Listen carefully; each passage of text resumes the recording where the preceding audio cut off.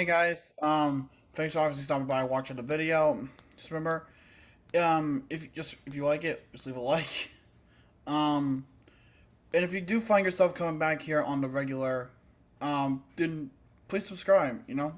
It may not help you a lot, but it does help me a lot. So thank you, and let's get on with the video. Bonjour mes amis, de la Logique Canadienne, and welcome to the QBL session this week. Where I know we don't talk about enough football on this fucking channel enough. I mean, it's a good sport though. But we'll start the news part off. Starting off with the average viewers for Thursday Night Football, the first one to be featured on Amazon Prime. According to the Nielsen families and Amazon's first-party measurement, the Thursday Night Football game between the Chiefs and the Chargers averaged 15.3 million viewers on all platforms. Holy shit. Hey, you gotta give him credit though, because that was actually a really damn good game. So who's not gonna want to tune into that? Seriously, that's like one of the best fucking games that you've had in a while. Can't get mad at that. Just saying. Moving on to the next one. I know I kind of mentioned this in week review, but I want to, give my formal opinion on it. The Ravens signed Jason Pierre-Paul. 1 year, $5.5 million for the pass rusher. Oh, that pissed me off as a Pats fan on Sunday. But it's still not a bad contract. For someone like Jason Pierre-Paul, as talented as he is, that's actually not a bad contract. Probably could have gotten a little bit of a longer term, but I don't know. You could take your pick with that one. Moving on, the NFL has named their new partner for the halftime show for the Super Bowl, as well as naming who will be performing at the Super Bowl halftime show in Super Bowl 58. So, for the halftime partner, it is Apple Music. Yay! You hear the enthusiasm in my voice, guys? It is overwhelming with joy. No, it's not. It's just a money grab. That's really all it is. But business is business, I guess. And another cool thing. Who was performing the halftime show? Taylor Swift. Oh wait, no, she backed out. So it's Rihanna. Okay. In my opinion, she peaked back in the 2000s. Parts of the 2010s. That's my opinion. She's so good. I mean, she's so good at music. I mean, don't get me wrong. She's still really good. But there's just some songs that I felt peaked. It's I don't know. That's just probably a me thing. The Browns had, as we move on to the Browns had a little bit of a weird week. So, in the game against Pittsburgh, they lose Anthony Walker to a season-ending torn quad. Ouch. Yeah, it didn't look good when he got carted off. Get well soon, Anthony Walker. And then the other thing, if you've heard the news by now, or you're just living under a goddamn rock, so Myles Garrett left practice on Monday. He was leaving practice. He had a passenger in the car. He had a passenger in his Porsche 911. And while the roads were wet, he was trying to swerve out of the way to avoid hitting an animal. And the car overcorrected. And it spun multiple times. Like barrel roll spin. Motherfucker is lucky to be alive, let alone barely hurt. Because he only suffered minor injuries. The passenger in the car was fine. That is fucking something. He is damn lucky to be alive. I know like there are imaging of what's it called of him bleeding profusely from the wrist. I don't know if there is a wrist injury involved with that. Actually, I might be able to tell you. Myles Garrett injury. The injured shoulder and bicep. That's it. But right here, according to Yahoo, it's a shoulder sprain, bicep strain, and minor lacerations and bumps and bruises in the crash. Again, he is fucking lucky to be alive. Him and the passenger. But I'm still praying for him because holy shit, it looks scary. And if you see the imaging of the car, you just know how fucking scary that was. So please do, God, get better. Seriously, do get better because Jesus Christ. Now moving on. Micah Hyde. So, I guess he got injured in the game against the Titans. Where like, he had that awkward hit from his own teammate where his neck just fucking decided to pull a Stretch Armstrong and just run back. Well, his season is over as he has suffered a neck injury. Basically, that was a neck injury that was confirmed. And with it, his season's done. Unfortunately.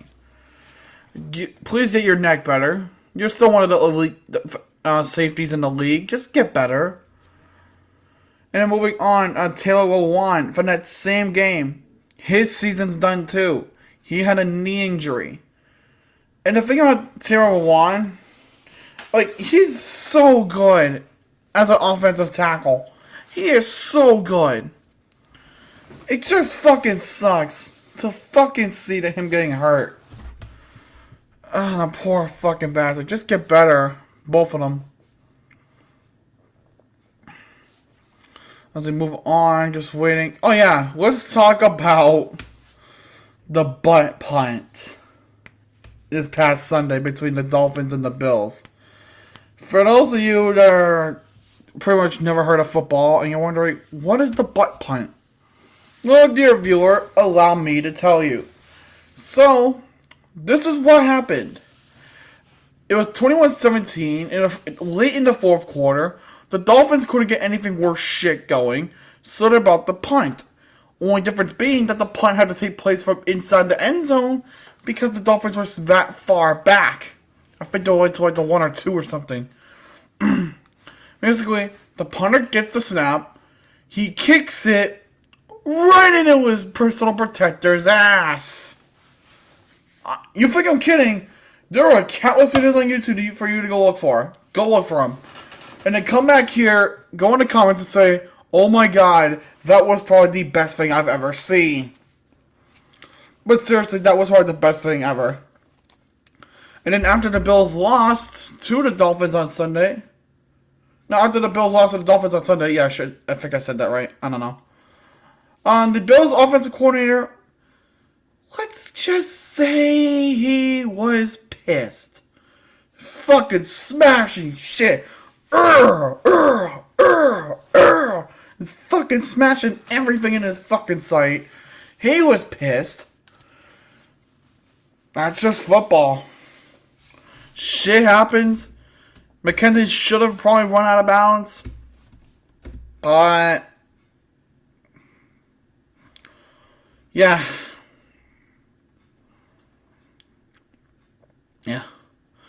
Moving on, in the game against the Cardinals, Aaron Donald achieved greatness. He got his 100th career NFL sack, becoming just the second player to have primarily played as a defensive tackle to reach triple-digit sacks. And that is why Aaron Donald, I said Aaron Jones, I don't know why. Aaron Donald is one of, if not the best, defensive lineman in the NFL. Do not fucking at me on that one. Because he is damn good. Now, transitioning a little bit back to that Bills game. Tua was brought out of the game for a bit because, got hit a little hard by Matt Milano. He was on concussion protocol, so in came Teddy Bridgewater for about 2 plays. And then after those 2 plays, Tua struts his possibly concussed ass back out onto the field. So, ba-da-ding. Once, I got a phone call. Hello? Oh, you're looking into that bullshit? Wow, fancy that. Just so look at that. The NFL is pissed. And they're like, wait a minute. I don't think that's how a fucking concussion protocol is supposed to work.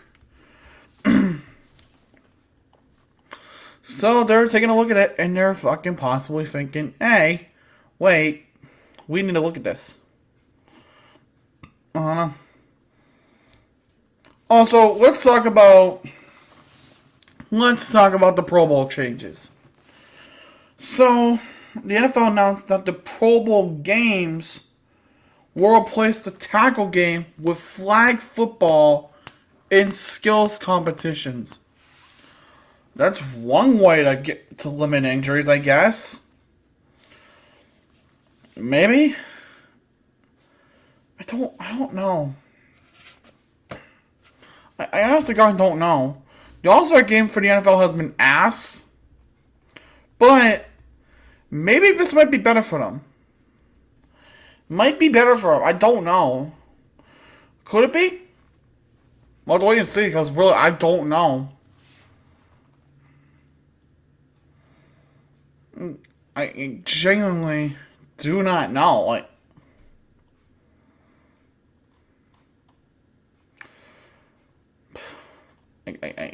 You said they'll fucking wait and see on that one, I guess.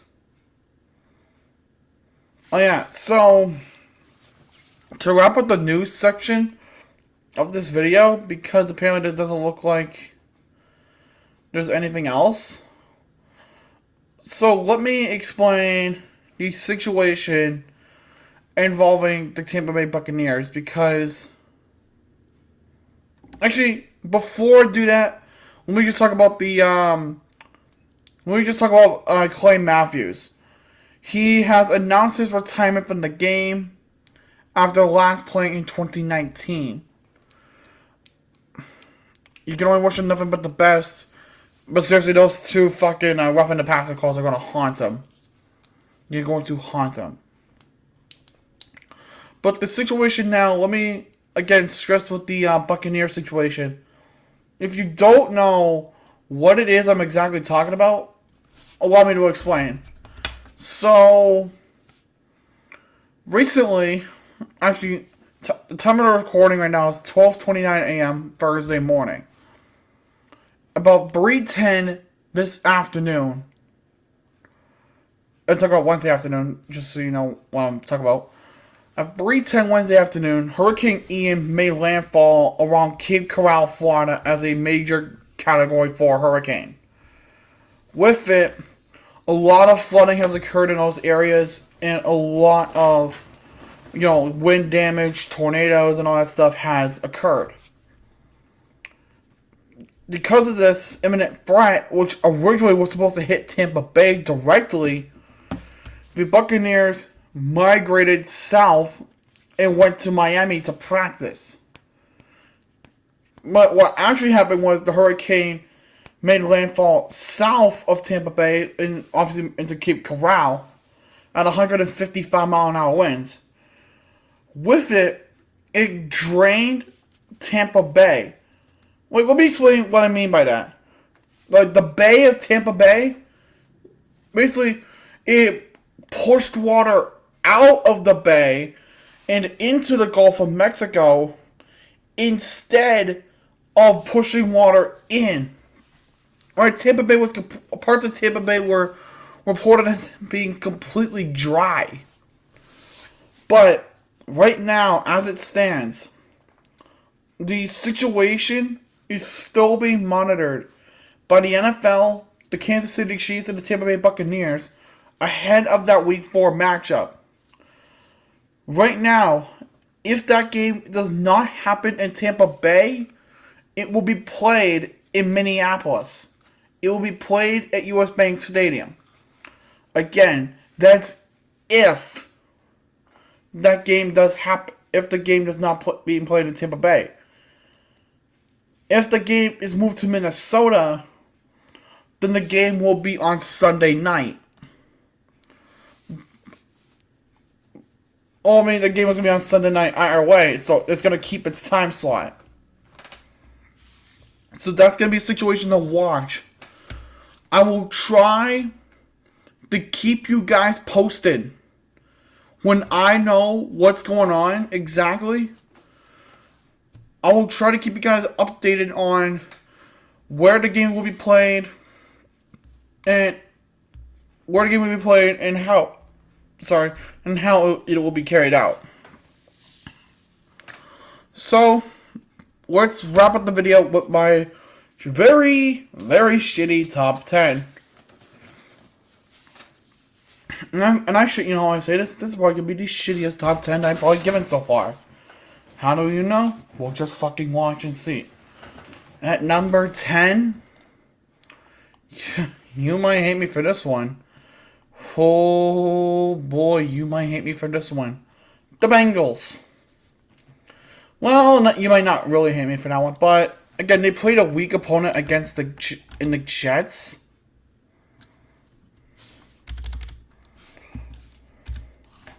But overall, they looked fine. Like, there was no shot in hell that team was gonna go 0-3 with that fucking receiving core. It just needed a jolt to be able to get themselves back on track. It needed it, and they got it. At number 9, I'm gonna go with the Ravens. Because they kind of had an easy opponent in mind, New England Patriots. And in a way, the Patriots kept it closer than it should have been, in my honest opinion. They kept it closer than it should have been, probably, and in a way that they just needed something to get their momentum up after blowing that 21-point lead to the Dolphins. Just saying. At number 8, I have the Cleveland Browns. Simply because of that last-second fumble recovery in the end zone for a touchdown to end the game. Because, come on, that was funny. I mean, they already had the game won at that point. But that was just cold. Ice cold. At number 7, I'm going to have to give this one a shot. I don't even know why I'm doing this. I'm giving it to the Jacksonville Jaguars. Why the fuck am I giving it to the Jaguars? Because they beat a legitimate team in the Chargers. I'll give them that. They beat a legitimate team in the Chargers. But do I think that momentum is going to last? Probably not. Probably not. But if one thing's for certain, they looked good. If anything, they looked decent. Possibly having their shit together. At number 6, I'm going to give it to the Philadelphia Eagles. They played the Commanders. They got all the points in one quarter. Devontae Smith is a guide. Miles Sanders can still run really well.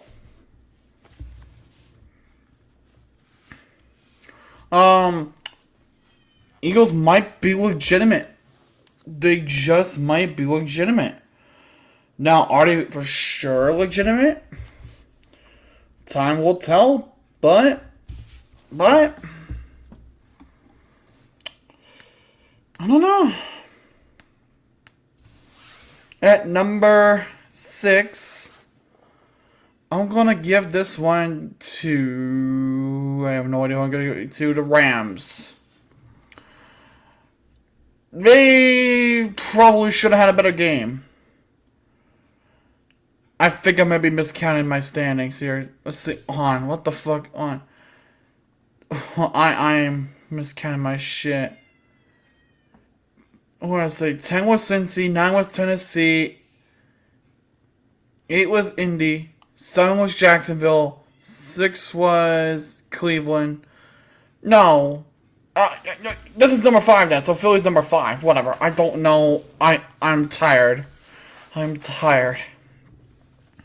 So number 4. Legitimately just number 4 right now. Again, I'm tired. At number 4, I'm gonna give this one. I don't know why. I'm gonna give it to the Vikings. They looked good against the Lions. They were able to hold off. They were able to hold off the Lions in a way like, cause look at the Lions could have had with the field goal, but the Vikings made sure that oh my kid, the Vikings didn't do really anything with that one. The guy just missed wide right. But to the Vikings' credit, they were actually able to manage their own final drive. So I mean, hey, gotta go with it. Number 3, the Cowboys. They looked good against the Giants. They did. They really did look good. Everything was in place. The offense did well. The defense did well. Special teams, especially former USFL player Cavante Turpin, he looks good. When everything's clicking, there you go. When everything's clicking, that's your shit right there. That's just how you know you got a good mold going. And why not just capitalize on it and just keep on going? I hear my kitty in the fucking background. At number 2, I'm actually going to give this one to a losing team this time. The Bills. Yes, they lost. Yes, Isaiah McKenzie should have gone out of bounds when he had the chance to. Yes, they did make it a damn good game. And you cannot underestimate the Buffalo Bills because they're legitimate. They are fucking legitimate. Like, look, we've seen it over the past 3 seasons. The Bills have what it takes. And that's coming from a Patriots fan. They fucking have what it takes. But I got my kitty's meowing in the background, but she's with my sister. But like I said, you know, the Bills, they look good. They look damn good. Poor kitty. Probably should go get her after this. And number 1. Gosh, you will stop me. Can't. I'm sorry. I'm leaving that in. I don't give a shit. I'm leaving that in. At number 1, I'm going to give it to the Miami Dolphins. The Miami Dolphins, they just look so good. God damn it! I'm keeping this in. I don't give a shit. Honestly, I've known the videos like kitty nonsense starts here. And that's what I'll fucking do. Like I said, number 1 goes to the Dolphins. Like I said on Twitter, Miami is a legitimate threat. The duo between Tyreek and Tua is scary. Tua to Jalen Waddle is also scary. Mike Gesicki as well. That's another viable option. People really seem to like it when I say that. About 769 people seem to like when I said that. Like, in all regards, like, do I think the Dolphins are there? Well, they're going to have a true test. And wait, the Dolphins have been playing this week? Oh, they gotta be. Oh, wait, that's right, they're playing the Bengals. Thursday night, I forgot. I don't know how I'm spacing it, but maybe they might actually pull it off. Who's to say that they won't? Who's to say that they can't? Just saying, who's to say that they can't? But that will wrap up the Huddle session for this week, so I hope you guys did enjoy. If you did, leave a like, comment down below what you guys want to see next. If you have not done so already, subscribe and join the Logical Nation. Until next time, je suis le Logique Canadien. Bonne nuit, et au revoir.